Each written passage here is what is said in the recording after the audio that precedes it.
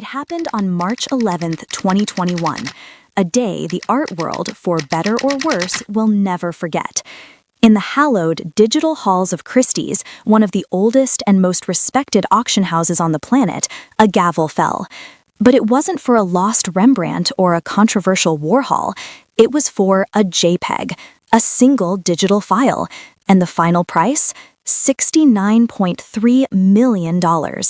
The piece was called Everyday's The First 5,000 Days, and its creator, a digital artist known as Beeple, went from being relatively unknown outside of niche online communities to being the third most valuable living artist at auction overnight.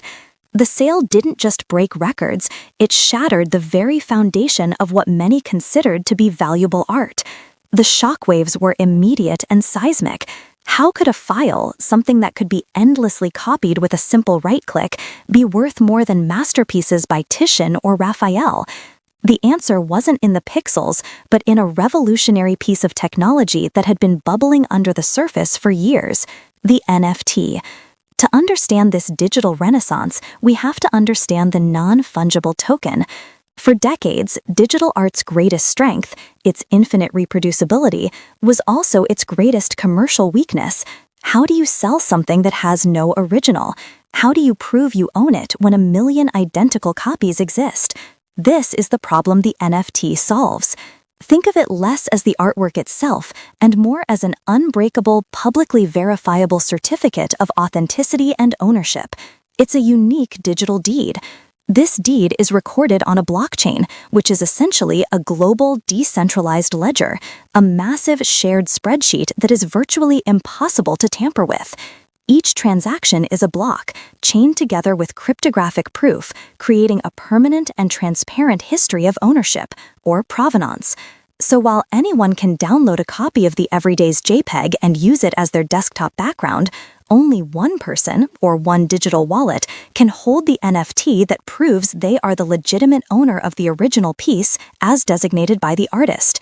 This simple yet profound concept introduced two things that were previously missing from the digital art world: verifiable scarcity and ironclad provenance. The art market, which is built entirely on these two pillars, suddenly had a way to trade in digital goods. Beeple's record-smashing sale wasn't an isolated event. It was the eruption of a volcano that had been building pressure for years. The groundwork was laid by pioneering projects like CryptoPunks in 2017, a set of 10,000 unique, algorithmically generated pixel art characters. Initially given away for free, their value skyrocketed as collectors began to appreciate their historical significance as one of the first NFT projects on the Ethereum blockchain. They became digital status symbols, a sort of vintage Rolex for the crypto nouveau riche. Then came projects like CryptoKitties, a game centered on breeding and trading unique digital cats, which famously congested the entire Ethereum network in late 2017, demonstrating the massive potential and public appetite for unique digital assets. These early experiments proved a market existed. They cultivated a community of digitally native collectors who understood and valued ownership in the virtual realm. When Christie's legitimized this burgeoning market by auctioning Beeple's work, it was like pouring gasoline on a fire. The floodgates opened. Suddenly, every major auction house, gallery, and media outlet was scrambling to understand and capitalize on the NFT explosion. Artists who had been creating incredible digital work for years, often for little recognition or pay, were suddenly finding a ravenous global market for their creations. The sale of Everyday's wasn't just a massive payday for one artist, it was a declaration. It was proof that art born of code and pixels could command the same cultural and financial weight as art made from oil and canvas. It signaled a paradigm shift, forcing the old guard of the art world to look up from their gilded frames and confront a future that was arriving faster than anyone had anticipated. The digital artist, long relegated to the commercial or niche corners of the art world, had finally and forcefully entered the main stage of art history. The $69 million headline was just the beginning. The real story, the one that continues to unfold, is how this digital explosion directly challenges the centuries-old conventions of what art is, who gets to own it, and how its value is determined. For hundreds of years, the art world has operated on a simple premise: value is intrinsically tied to a unique physical object. The aura of an artwork came from its singularity, from the artist's physical touch on the canvas, the specific chisel marks in the marble. Authenticity was a matter of material history and expert verification. Then the NFT arrived and proposed a radical, almost heretical idea. What if the authentic object wasn't an object at all? What if it was a line of code? This created an intense and fascinating debate. Critics from the traditionalist camp argued that digital art lacks the soul of physical work. They questioned how a file, which exists everywhere and nowhere at once, could hold the same cultural gravitas as a singular painting hanging in a museum. The concept of ownership seemed flimsy, intangible. Yet, proponents of the new paradigm offered a powerful counterargument. They claimed that the NFT actually offers a more robust and transparent form of authenticity than anything the traditional art world has ever known. The history of physical art is rife with forgeries, disputed attributions, and lost or incomplete provenance records. An artwork's history can be a murky, contested paper trail. In stark contrast, an NFT's provenance is absolute. The entire history of an artwork, from its creation or minting to every single time it has been sold, is permanently and publicly recorded on the blockchain. This is a level of transparency the traditional market, often criticized for its opacity and backroom deals, can only dream of. The debate shifts the very definition of authenticity from the physical medium to the verifiable record of its origin and journey. The original is no longer the canvas, it's the token that points to it. This fundamental shift has been driven by an entirely new class of collector. The patrons of this digital renaissance are not typically the established, older collectors who frequent the galleries of Chelsea or Mayfair. They are a younger, more global, and profoundly tech-savvy demographic. Many have backgrounds in technology, finance, and cryptocurrency. They are digital natives who have spent their lives online and are completely comfortable with the idea of owning valuable assets that exist purely in the digital realm. For them, owning a CryptoPunk and using it as a Twitter profile picture is a status symbol as a Warhol on the wall is for a previous generation. Their motivations are also different.